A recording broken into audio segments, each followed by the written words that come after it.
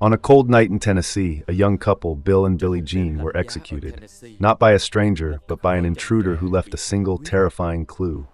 A mother dead, shielding her 8-month-old son. Both victims shot in the head.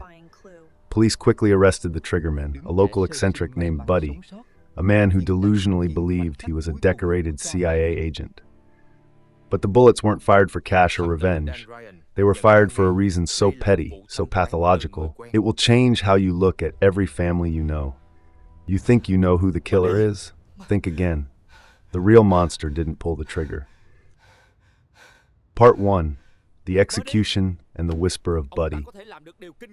The quiet, domestic tranquility of Mountain City, Tennessee, was violently shattered on the cold morning of January 31st, 2012, marking the beginning of a saga of manipulation and murder that would defy belief and expose the toxic dynamics of familial control. This wasn't a botched robbery or a random act of violence. It was a calculated, devastating execution delivered with ruthless precision. When officers from the Johnson County Sheriff's Department entered the ordinary suburban home of Bill Payne, 36, and Billie Jean Hayworth, 23, they encountered a scene of profound, unspeakable horror. Bill was found brutally beaten, his throat slashed in a gratuitous display of personal rage and hatred, the floor stained with the tragic evidence of his struggle. But the most heart-wrenching discovery was Billie Jean. She lay in the nursery, instantly recognizable as the loving mother she was, cradling their 8-month-old son, JJ, in her arms. Both victims had been fatally shot point-blank in the head. The sheer barbarity of the act, murdering a mother while she desperately shielded her infant son, suggested not just violence, but a deep, unhinged personal vendetta aimed at destroying the very fabric of their happiness. The infant, JJ, miraculously survived, physically unharmed, but scarred by the silent witness to his parents' final moments. Lead Detective Dan Ryan, a veteran investigator hardened by years on the force, immediately recognized the signature of a close contact hit. There were no signs of forced entry, meaning the victims likely knew their attacker and had willingly opened their door. The investigation necessarily focused on Bill's inner circle, leading them swiftly to Jamie Curd, 29, a seemingly nervous and deeply agitated friend. During a tense interrogation in the sterile environment of the police station, Jamie's fragile composure finally shattered under Ryan's focused pressure. His voice, barely a whisper strained with panic and underlying guilt, offered the first cryptic clue: Buddy. When pressed by Ryan on the monstrous detail, if Buddy could truly possess the capacity for such depravity, to shoot a defenseless woman shielding her child, Jamie's desperate evasion only magnified the detective's suspicion. He insisted Buddy had confessed the act to him, revealing a bizarre truth. Buddy was Marvin Potter Jr., an eccentric neighbor and an acquaintance of Bill's.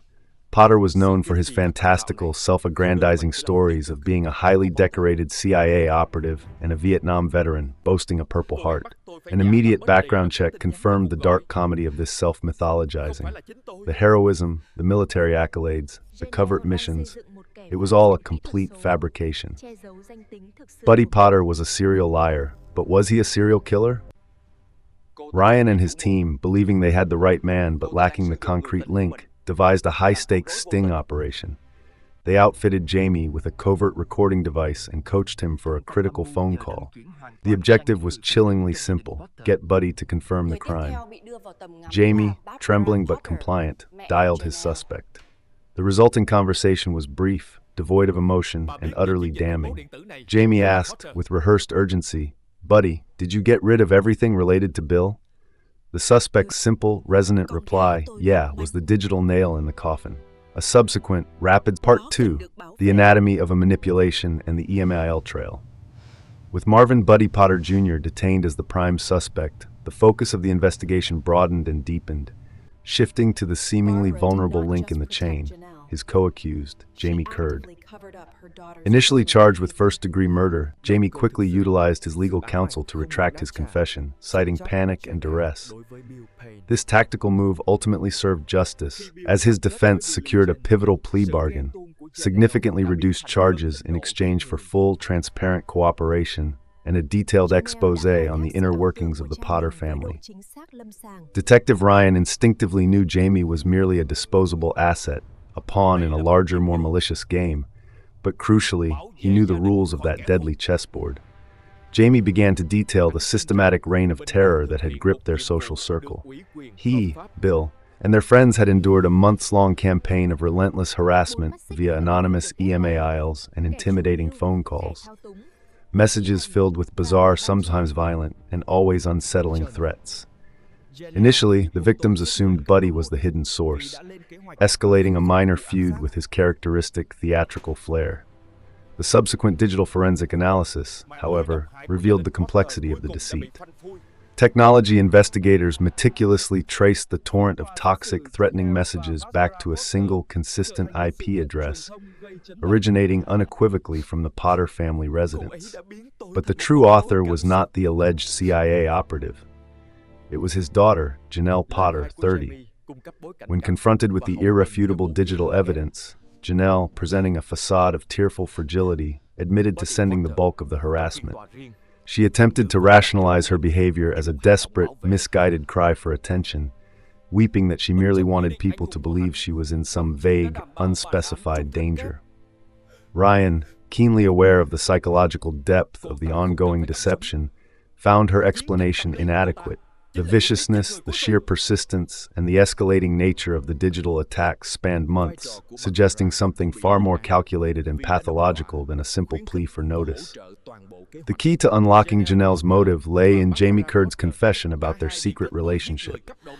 He revealed that he had been intimately involved with Jenelle, but this was no ordinary courtship. Jenelle had coerced Jamie into a deeply manipulative, almost theatrical role. She forced him to actively impersonate her father, Buddy, in texts and calls. She demanded I pretend to be Buddy, not myself, Jamie admitted, realizing the depth of her control. This revelation was critical. Jenelle was deliberately constructing a false narrative, utilizing her lover to manufacture a digital villain for her own protection. She wasn't just harassing Bill Payne, she was systematically laying the groundwork to convince others, and eventually her own father, that she was in mortal danger. This calculated deceit indicated Jenelle was the chilling mastermind, using Jamie as an unwitting puppet to hide her true identity and her true, consuming motive, unrequited, lethal obsession.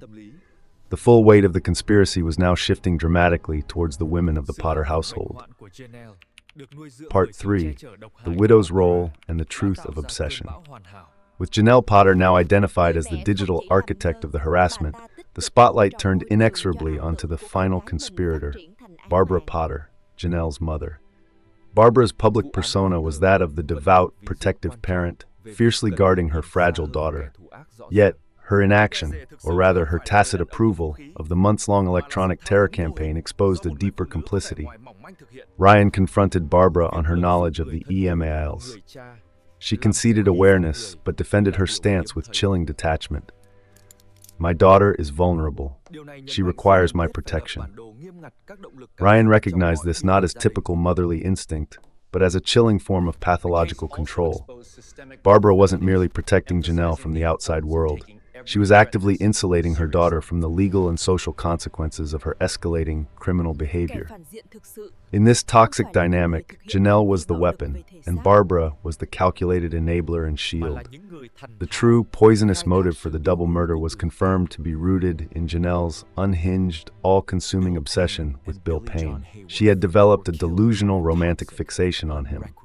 The moment Bill formalized his commitment to Billie Jean Hayworth, and particularly after the couple celebrated the birth of their son, Jenelle's jealousy metastasized into an explosive, murderous rage.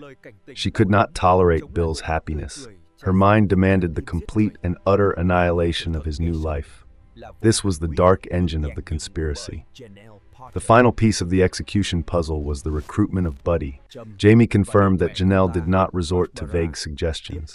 Instead, she exploited her father's self-delusion with clinical precision. Jenelle showed Buddy the threatening e.m.a.i.l.s, the very ones she had manipulated Jamie into sending, convincing her father that Bill Payne was posing an immediate, mortal threat to her life. Buddy Potter, perpetually desperate to embody his fictional persona as a decorated CIA hero and family protector, swallowed the lie whole. He genuinely believed he was executing a legitimate, sanctioned combat mission, an unavoidable defense of his kin against a dangerous enemy. The investigative team meticulously pieced together the four-pronged conspiracy. Jenelle was the unhinged mastermind who concocted the revenge plot. She utilized Jamie to manufacture the digital ammunition. She then leveraged that false evidence to manipulate Buddy into becoming the triggerman. And Barbara was fully complicit, providing cover, logistics, and the pathological support necessary for the entire plot to unfold. Jenelle was charged with first-degree murder for soliciting and planning the hit, while Barbara faced identical charges for complicity and conspiracy. The tangled, toxic web of the Potter family was finally unraveled. Part 4. The Legal Warfare and the Life Sentence Verdict. The trial of Jenelle Potter and Barbara Potter became an electrifying media spectacle, presenting a terrifying classroom study in generational toxicity and psychological manipulation. With his life-saving plea bargain secured, Jamie Curd served as the prosecution's most devastating witness. His detailed, excruciating testimony, describing how Jenelle systematically used him as an emotional puppet to create the very threats she later used to justify murder, provided the chilling emotional and logistical context for the double homicide. The jury was left stunned by the depth of the deceit and the sheer coldness of Jenelle's orchestration. Buddy Potter, tried separately, maintained his delusional stance throughout his own proceedings, continuing to view his crime as an act of duty and protection. Despite his protestations of heroic intent, the irrefutable evidence of Jenelle's manipulation secured his conviction for first-degree murder, resulting in 2 consecutive life sentences. Part 5. The Legacy of Control and a Final Warning. As the final appeals were exhausted and the Potter women were securely imprisoned, Detective Ryan frequently revisited the case files. He concluded that the Potter murder was a rare, complex case study in psychological warfare turned deadly, where familial love was twisted into a destructive force. Jenelle's pathological obsession, fueled by Barbara's toxic, enabling protection, created a perfect storm of criminal intent. The mother didn't just passively allow the crime. She actively cultivated the environment in which her daughter's delusions could metastasize into murder. From a law enforcement perspective, the case remains a crucial textbook example of the need to look beyond the obvious perpetrator. The real threat was not the armed man, Buddy, but the invisible, meticulous manipulation orchestrated by a fragile-looking woman. This profound act of utilizing a loved one, a father, as an unwitting murder weapon highlights the necessity for investigators to rigorously map the emotional dynamics within any domestic tragedy. The case also exposed systemic vulnerabilities, emphasizing the critical importance of treating every communication of threat, even anonymous e.m.a.i.l.s, as a potentially lethal precursor to violence. The final, enduring warning from the Potter case is profoundly chilling. It mandates that we recognize the destructive power of unchecked rage and pathological control. The true villains are not always those who physically execute the violence, but those who expertly prey on the vulnerabilities of others. Bill Payne and Billie Jean Hayworth were killed by a venomous, unrequited obsession. J.J., the son who survived his mother's final desperate act of protection, remains the living symbol of the survival of innocence against overwhelming darkness. The legacy of the Potter family is a permanent, painful caution against the smiling face that hides a murderous heart.